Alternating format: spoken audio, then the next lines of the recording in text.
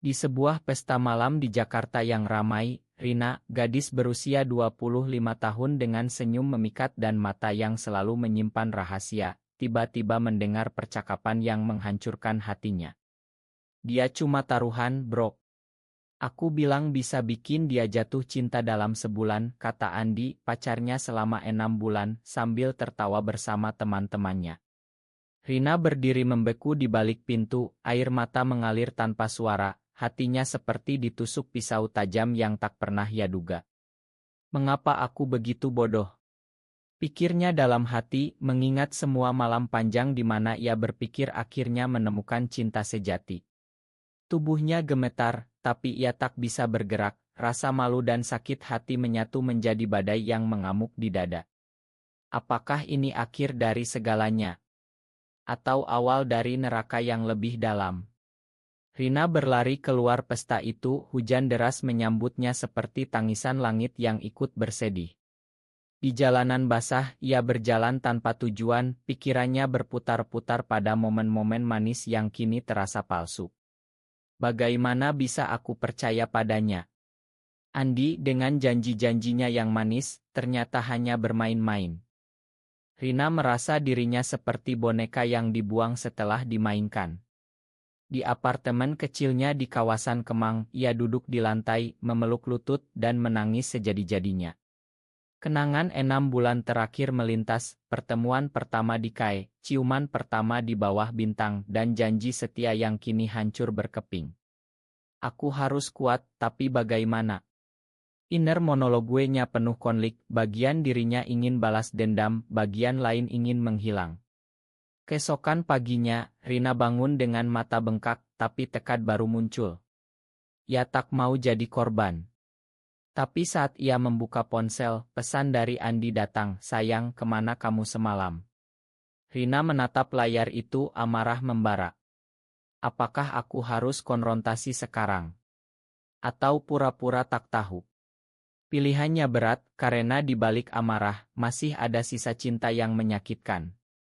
Di kantor, sebagai desainer grafis, ia sulit berkonsentrasi. Rekan kerjanya, Maya, memperhatikan, "Rin, kamu kenapa? Kelihatan capek banget." Rina tersenyum palsu, "Gak apa-apa, cuma kurang tidur." Tapi dalam hati ia berteriak, "Mengapa hidupku selalu begini?"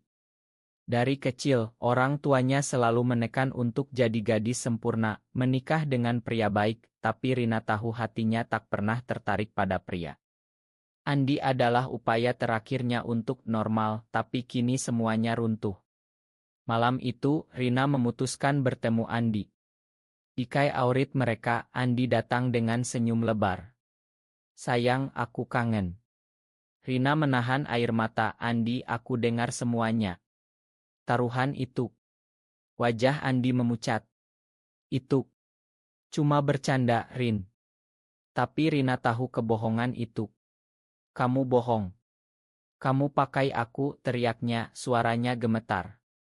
Andi mencoba memegang tangannya, tapi Rina menarik diri. "Kita putus," kata Rina, lalu pergi meninggalkannya.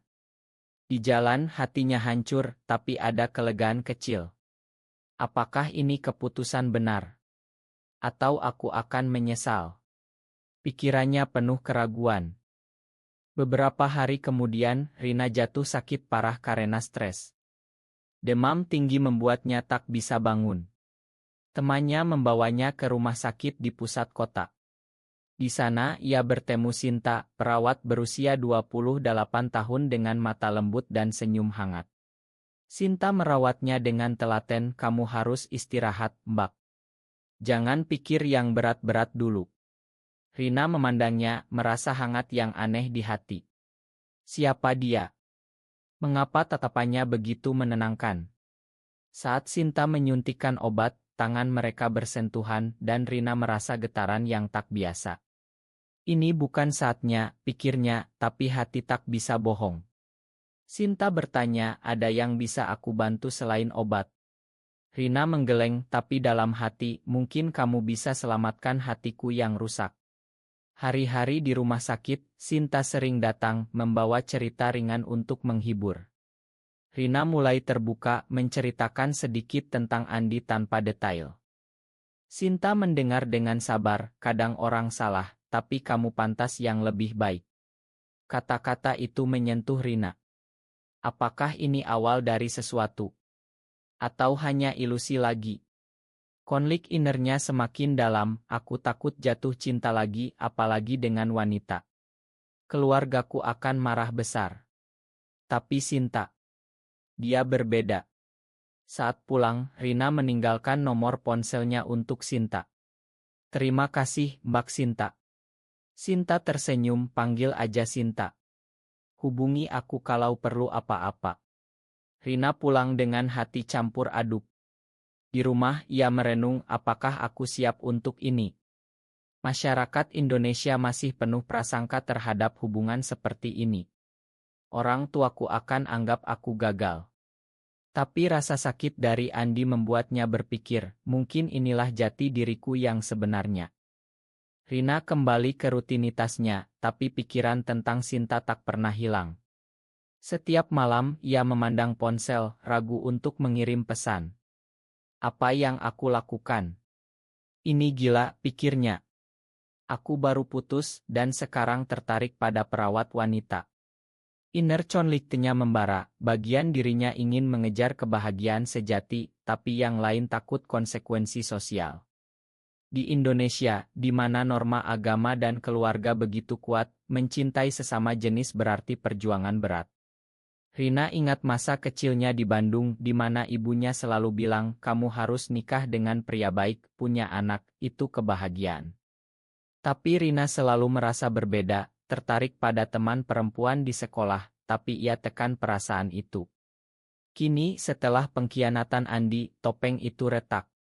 Suatu hari, Rina memberanikan diri mengirim pesan, Hai Sinta, apa kabar? Terima kasih lagi atas perawatannya. Balasan datang cepat, Hai Rina. Aku baik, kamu gimana? Sudah sehat. Mereka mulai chatting setiap hari, dari hal sepele sampai cerita hidup.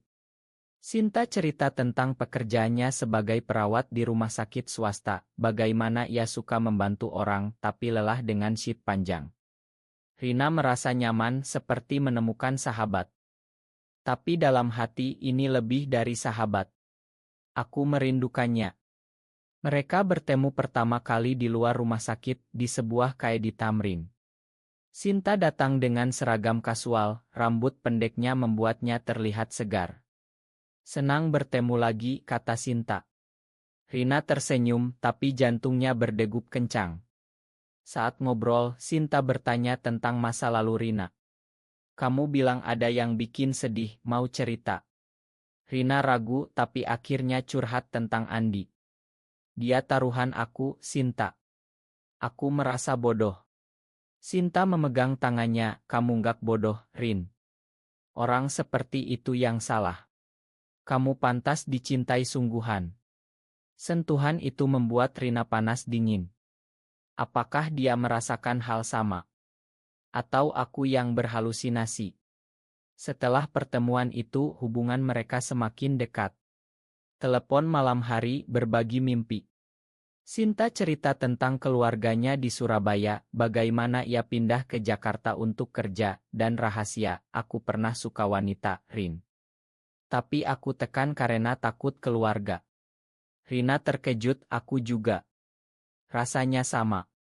Pengakuan itu seperti bom, tapi membawa kelegaan. Tapi konflik muncul, apakah kita bisa bersama? Masyarakat akan jude kita. Keluargaku akan tolak. Rina mulai mimpi buruk, di mana ibunya menangis, kamu bikin malu keluarga. Bangun dengan keringat dingin, Rina berpikir, mungkin aku harus mundur. Tapi saat Sinta mengajak jalan-jalan ke Monas, Rina tak bisa tolak.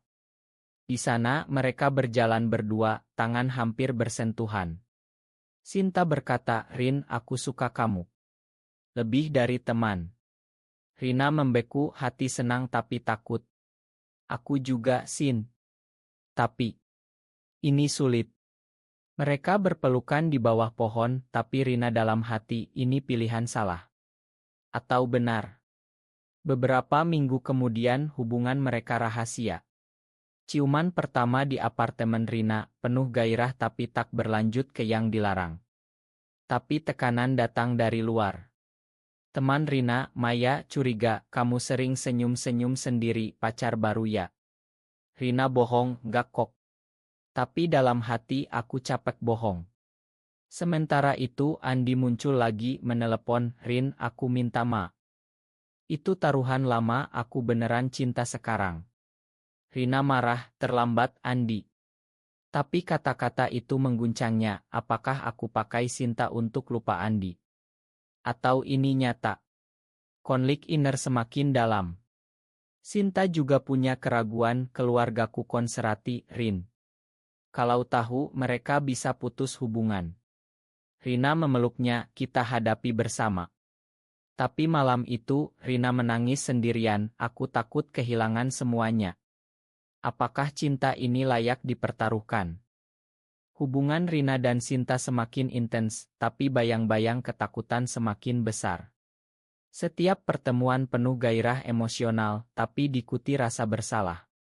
Rina sering terjaga malam, mempertanyakan, apakah aku egois? Sinta meninggalkan keluarganya demi aku. Inner monolog gue-nya penuh siksaan, aku cinta dia, tapi masyarakat Indonesia tak siap. Di masjid orang bilang ini dosa. Keluargaku akan anggap aku rusak. Suatu hari Ibu Rina menelepon dari Bandung, Rin, kapan bawa calon suami? Umurmu sudah 25. Rina berbohong, belum ada, Bu. Tapi suaranya gemetar. Setelah itu ia curhat ke Sinta, aku takut, Sin. Kalau mereka tahu. Sinta menenangkan, kita pelan-pelan. Tapi Sinta sendiri punya konflik, di rumah sakit, rekan kerja gosip tentang lesbian, itu nggak wajar. Sinta diam, tapi hati sakit. Apakah aku salah pilih jalan? Pikirnya. Konfrontasi pertama datang saat Andi datang ke apartemen Rina. Rin, aku tahu kamu sama wanita itu, katanya marah. Rina kaget, kamu nguntit aku. Andi mengancam, kalau nggak balik ke aku bilang ke keluargamu. Rina panik, jangan Andi. Ini urusanku. Setelah Andi pergi, Rina menangis di pelukan Sinta. Dia bisa hancurkan kita, Sin. Sinta tegas, kita lawan. Tapi dalam hati Sinta, aku takut kehilangan pekerjaan kalau gosip menyebar. Tekanan sosial semakin berat. Di media sosial, Rina lihat berita tentang pasangan yang diusir keluarga. Itu seperti cermin dirinya. Apakah nasib kita sama? Pikirnya. Mereka memutuskan liburan ke Bali untuk lepas, tapi di sana, mereka lihat pasangan hetero bahagia, membuat Rina iri. Kenapa kita nggak bisa begitu, tanya Rina. Sinta jawab, karena dunia belum berubah. Tapi di hotel, mereka bertengkar pertama kali. Rina bilang, kadang aku pikir lebih baik putus, Sin. Biar nggak sakit. Sinta marah, kamu pengecut. Air mata mengalir, tapi mereka baikan. Inner conflict Rina, aku cinta dia, tapi pengorbanan ini terlalu besar. Kembali ke Jakarta, masalah datang dari keluarga Sinta. Adik Sinta datang berkunjung, curiga melihat foto Rina di ponsel. Siapa ini, Kak? Pacar. Sinta bohong, teman. Tapi adiknya gosip ke ibu. Ibu Sinta menelepon, Sinta jangan bikin malu keluarga. Kembali ke Surabaya, nikah dengan anak tetangga. Sinta menangis, Bu, aku bahagia di sini. Tapi hati hancur. Rina mendengar, merasa bersalah, aku penyebabnya. Apakah aku harus lepaskan dia? Konflik moral membelit, cinta atau keluarga? Benar atau salah? Andi tak berhenti, kirim pesan ancaman. Rina blokir, tapi takut. Di kerja, Maya konfrontasi, Rin, aku tahu kamu lesbian. Gak apa-apa, aku dukung. Rina lega, tapi takut gosip nyebar. Malam itu, Rina dan Sinta bicara serius, kita harus pilih, Sin. Bersama atau pisah. Sinta bilang, aku pilih kamu. Tapi air mata jatuh. Rina dalam hati, ini keputusan yang akan bayar mahal. Keputusan untuk bersama membuat konflik meledak. Andi benar-benar bertindak, menelepon Ibu Rina, "Bu, anak ibu pacaran sama wanita." Ibu Rina syok, datang ke Jakarta dengan ayah. Di apartemen, konfrontasi hebat. "Rina, ini benar?" tanya ibu menangis. Rina mengaku, "Ya, Bu. Aku cinta Sinta." Ayah marah, "Kamu bikin malu keluarga. Kami putus hubungan." Rina hancur, berlutut, "Maafkan aku, tapi ini jati diriku." Mereka pergi, meninggalkan Rina sendirian. Inner pain-nya tak tertahankan, "Aku kehilangan keluarga demi cinta. Apakah layak?" Sinta datang memeluk aku di sini. Tapi Sinta sendiri dapat telepon dari ibu, "Kembali atau kami anggap mati." Sinta ragu, "Rin, aku takut." Rina bilang, "Pilih keluargamu, Sin." Tapi Sinta tolak, "Tidak, aku pilih kita." Pengkhianatan dari Andi membuat Rina ingin balas, tapi Sinta halangi, "Jangan turun ke lelnya." Di rumah sakit, rekan Sinta gosip, "Sinta lesbian, hati-hati." Sinta dihadapi atasan, ini bisa pengaruhi reputasi. Sinta bertahan tapi stres. Rina dikerja, Maya dukung, tapi yang lain menjauh. "Mereka jude aku," kata Rina. Inner monolog gue, "Aku merasa kotor, tapi cinta ini murni. Mengapa dunia begini?" Mereka pindah apartemen untuk hindari Andi, tapi ia muncul lagi, mabuk, "Kembalilah ke aku, Rin." Sinta hadapi, "Pergi atau aku panggil polisi." Andi pergi tapi ancam, "Kalian akan menyesal." Malam itu, Rina mimpi keluarganya menolak, bangun menangis. Sinta tenangkan, tapi sendiri Sinta ragu, "Apakah aku salah tinggalkan keluarga?" Konflik etis semakin dalam, cintas norma masyarakat. Di Indonesia, di mana utak lindungi mereka takut. Suatu hari, Sinta sakit karena stres, Rina rawat, "Ini bayarannya, Sin." Sinta bilang, "Tapi aku bahagia denganmu." Tapi tekanan memuncak saat ayah Rina sakit, ibu telepon, "Datanglah," tapi sendirian. Rina pergi, tapi di rumah sakit Bandung, ibu bilang, "Putus dengan wanita itu atau jangan datang lagi." Rina menangis, "Bu, aku tak bisa." Ayah lemah, "Kamu anakku, tapi ini salah." Rina pulang hancur. Sinta tunggu, "Gimana?" Rina jawab, "Mereka tolak kita." Mereka peluk, tapi hati penuh luka. Apakah ini akhir? Atau kita harus lawan lebih keras? Puncak konflik datang saat Andi sebarkan foto Rina dan Sinta di media sosial, dengan caption jahat, "Lihat ini, lesbian di Jakarta." Gosip menyebar cepat. Dikerja Rina, bos panggil, "Ini ganggu perusahaan, pertimbangkan resign." Rina marah, "Ini priasi saya." Tapi ia resign. Sinta dipecat dari rumah sakit, "Kami tak mau kontroversi." Mereka kehilangan pekerjaan, hidup susah. Inner torment Rina, "Aku hancurkan hidup Sinta. Apakah cinta ini kutukan?" Sinta bilang, "Kita mulai baru." Tapi Sinta sendiri depresi, sering menangis, "Aku rindu keluarga." Rina merasa bersalah, "Makan aku, Sin." Mereka cari kerja baru, tapi stigma menyulitkan. Di komunitas rahasia, mereka dapat dukungan tapi tak cukup. Suatu malam, Sinta bilang, "Rin, mungkin kita pisah sementara." Rina hancur, "Jangan. Ini pengkhianatan." Mereka bertengkar hebat, saling tuding. "Kamu yang bawa masalah," kata Sinta. "Kamu yang tak kuat," balas Rina. Tapi pagi harinya, mereka baikan, sadar tekanan luar. "Kita harus lawan," kata Rina. Mereka gabung aktif, bicara di forum kecil.